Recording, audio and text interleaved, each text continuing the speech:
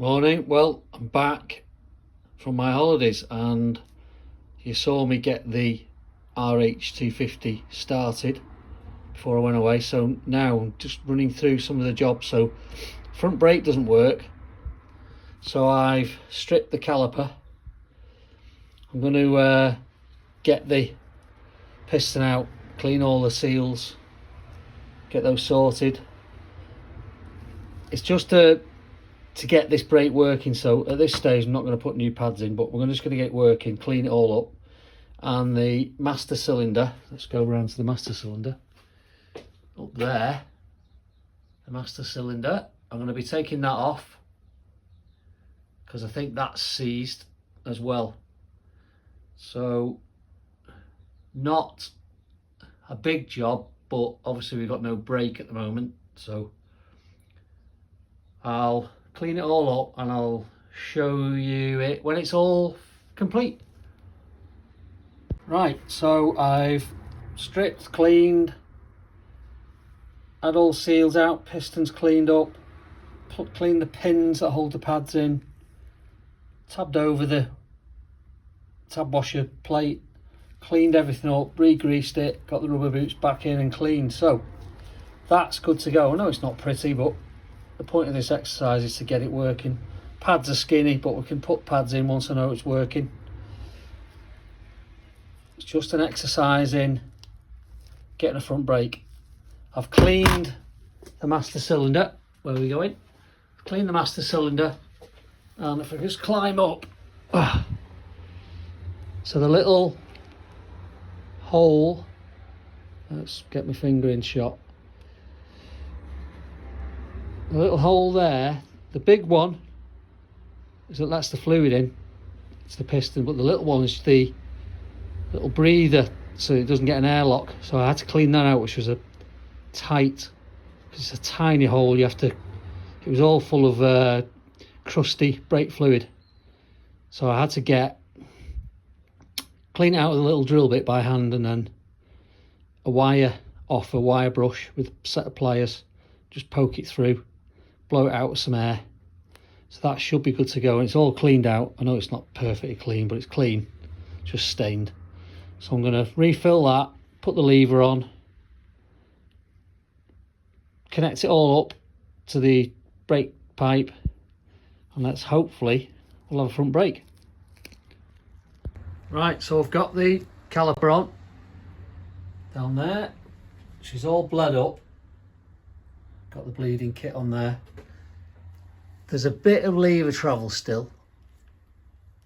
Quite a bit of lever travel. What I'll do is I'll cable tie it back overnight, and it generally hardens up the lever because there's whatever residual air might be in the line or bottom of the master cylinder there. It generally comes out and it just hardens the lever up overnight. So I'll do that. So I'm going to just sort the front brake switch out. Don't know where it goes to at the moment. Then I'll probably move on to getting the wheels out, because they're coming out, because I've got new tyres down here. There's the tyres. I think there's some Chinese thing. So the back wheel will be coming out.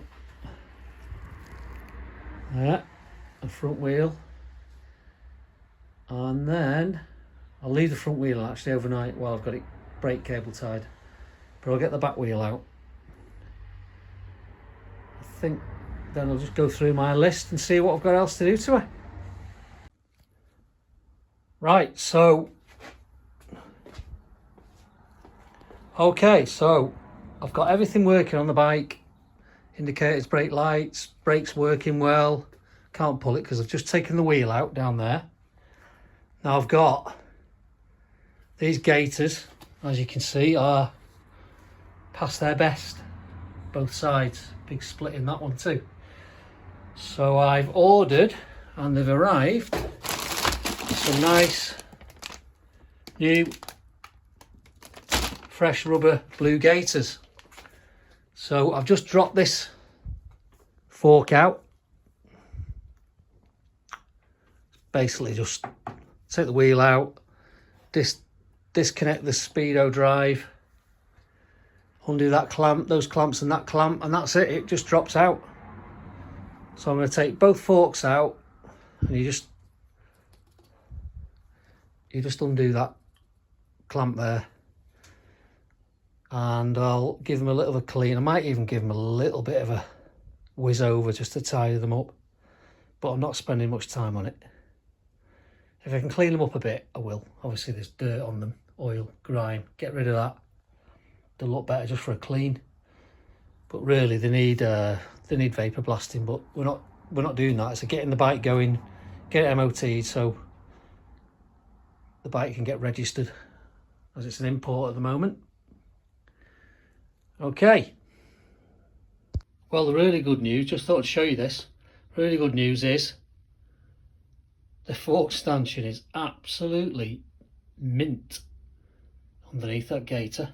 I know that's what it's for, to protect it, but not a dot of rust or pitting anywhere, which that's really good. I'm presuming the other side's the same, so good to go. So here's the finished bike. It's not taken too much work, a few days, a couple of days, but you'll see she's looking lovely. She's had a nice polish, and I'll run you through what I've done to her. Yeah, so I've been for an MOT this morning. She flew through, everything works. As you can see, she's got a lovely pair of brand new blue gaiters on it. The others were ripped to shreds and brittle, so they've come out. And the main job on the bike was getting the front brake working. So it just didn't have a front brake, so I've stripped the caliper down, checked all the seals out, everything was all right. Cleaned it all out, give it a good wash, and I've had the master cylinder apart, done that, and I found inside the master cylinder, I showed you on as I was doing it, the small hole which is like a return valve, that was completely blocked, which if you don't have that unblocked, the fluid won't circulate. It causes, it's not a vacuum because it's fluid, but it's a similar effect as to having a vacuum.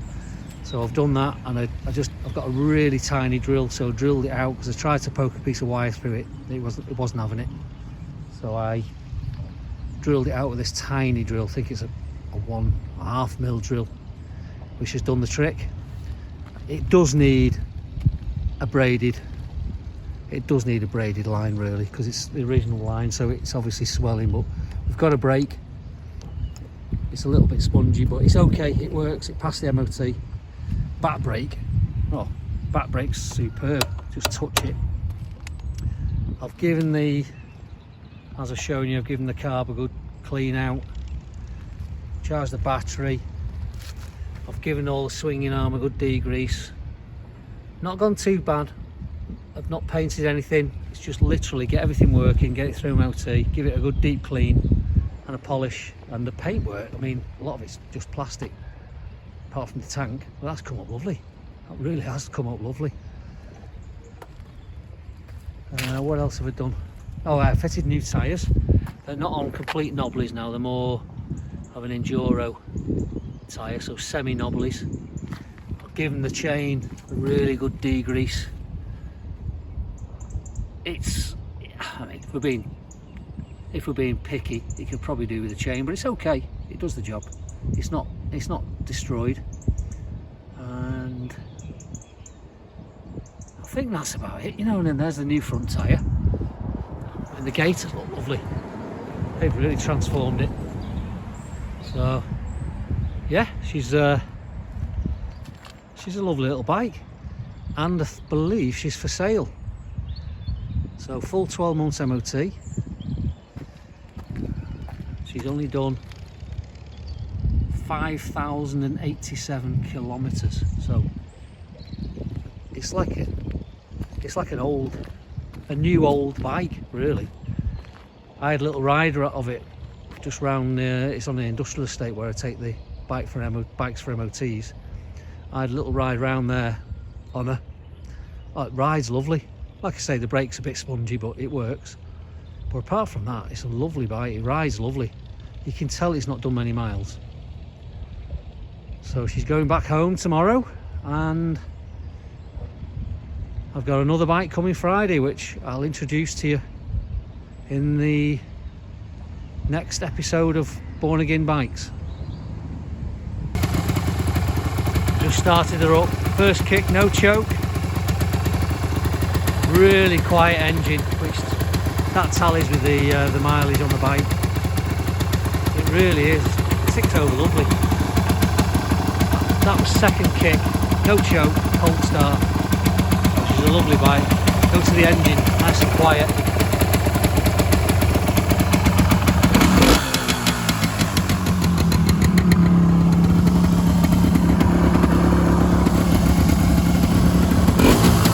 She hasn't got a rev counter, very basic bike, but everything works. Indicators are flashing away. Brake light. Yes, it's a lovely little bike.